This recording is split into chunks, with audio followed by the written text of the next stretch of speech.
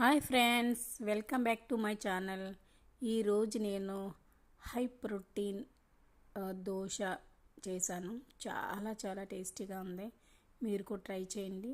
తర్వాత కొంచెం కొబ్బరికాయ చట్నీతో తిన్నాను.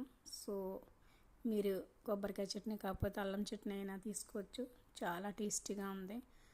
సో రాత్రంతా శుభ్రంగా కడిక్కిని పప్పుని పెసరపప్పు శుభ్రంగా కడిగి నానబెట్టాను. తర్వాత కొంచెం వాటర్ వేసి ఉంచాను. వాటర్ అంతా తీసేసి సో మిక్సీలో వేస్తున్నాను. మిక్సీలో వేసుకుని ఒక గ్రీన్ చిల్లీ, కొంచెం అల్లం,